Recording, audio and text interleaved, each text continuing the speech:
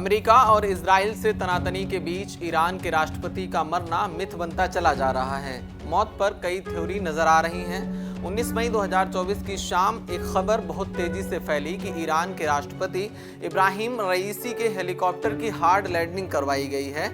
हवा में उड़ने वाले किसी भी तरह के विमान के क्रैश हो जाने के बाद उसकी हार्ड लैंडिंग करवाई जाती है, लेकिन इब्राहिम रईसी का हेलीकॉप्टर कैसे क्रैश हुआ, ये बड़ा सवाल है और बहुत बड़ा सवाल है। रईसी के काफिले में 3 हेलीकॉप्टर थे। क्या इब्राहिम रईसी का ही हेलीकॉप्टर क्रैश होने को रह गया था? ये भी अपने आप में एक गहरा सवाल है। और सबसे हैरतअंगेज बात यह है कि रईसी का हेलीकॉप्टर अजरबैजान की पहाड़ियों में जा गिरता है। हेलीकॉप्टर में आग लग जाती है और उसमें सवार सभी लोगों की मौत हो जाती है, पर बाकी के दोनों हेलीकॉप्टर बाकायदा सुरक्षित वापस आते हैं। ऐसा कैसे हो सकता है? ये हम आपको हकीकत बता रहे हैं। ऐसा सच में हुआ है। ये किसी हॉलीवुड की फिल्म का सीन नहीं है। पहले ये जान लीजिए कि इब्राहिम रईसी अजरबैजान क्यों गए थे। रईसी को अजरबैजान के राष्ट्रपति इल्हाम अलीयेव के साथ एक डैम का उद्घाटन करना था, जो कि किया गया। जिस डैम का उद्घाटन हुआ वो तीसरा डैम है जो ईरान और अजरबैजान ने आरस नदी पर बनाया है। रईसी जब अजरबैजान से लौट रहे थे तो अजरबैजान की पहाड़ियों के रास्ते में थे, तभी उनका हेलीकॉप्टर बेल 212 अचानक क्रैश हो गया और अजरबैजान की पहाड़ियों में जा गिरा।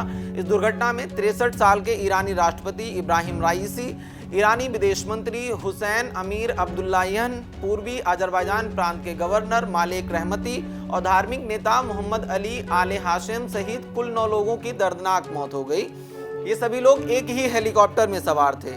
वीडियो में देखा जा सकता है कि मौसम बहुत खराब था, कोहरा बहुत ज्यादा था। सामने का रास्ता ना दिखाई देने की वजह से क्या हेलीकॉप्टर पहाड़ियों में जा टकराया? क्या रास्ता भटक गया था या किसी षड्यंत्र का शिकार हुआ था या उसमें कोई तकनीकी खराबी उत्पन्न हो गई थी?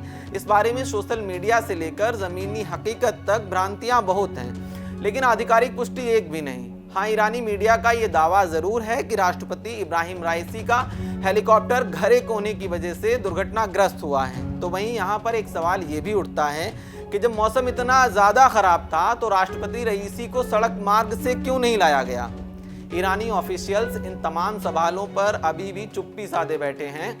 उन्होंने अपने नेता की मौत की पुष्टि तो कर दी है, लेकिन कैसे हुई है इस बारे में अभी तक कुछ भी नहीं बताया है। तो वो क्या किसी मौके का इंतजार कर रहे हैं? ये भी अपने आप में एक सवाल है।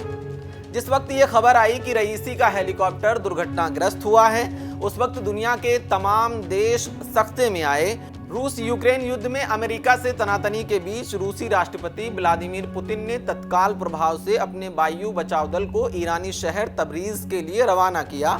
तुर्की ने फौरन ही अपने नाइट विजन हेलीकॉप्टर तैनात किए। तमाम बचाव दल राष्ट्रपति रईसी को संडे मंडे की दरमियानी रात पूरी शिद्दत से ढूंढते रहे।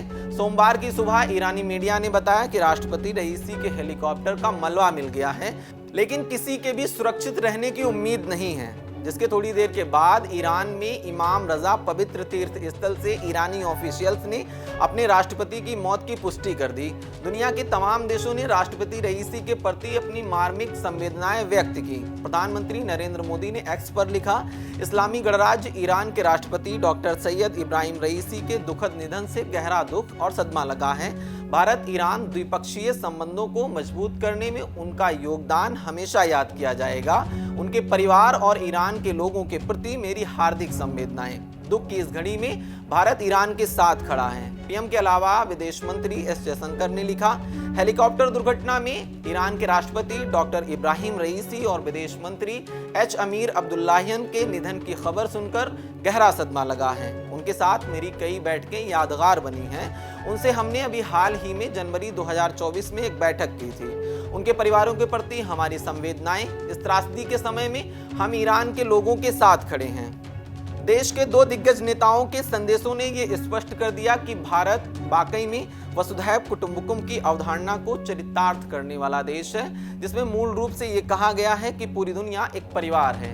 रईसी के निधन पर जो शक की सुइयां हैं वो भी जान लीजिए। गौरतलब है कि अजरबैजान मुस्लिम बाहुल्य देश है और यहाँ भी ईरान की तरह ही शिया समुदाय की बहुलता है, लेकिन दुनिया की नज़रों में अजरबैजान को इजराइल का समर्थक माना जाता है। ऐसे में सोशल मीडिया प्लेटफॉर्म्स पर एक थ्योरी ये भी ट्रेंड कर रही है कि क्या रईसी की मौत में अजरबैजान का हाथ तो नहीं है, क्योंकि अजरबैजान ने इजरायली खुफिया एजेंसी मोसाद को अपनी सीमा पर ईरान पर नज़र बनाए रखने के लिए सक्रिय कर रखा है। तो कहीं ऐसा तो नहीं कि अजरबैजान और मोसाद ने मिलकर किसी साजिश को अंजाम दिया है?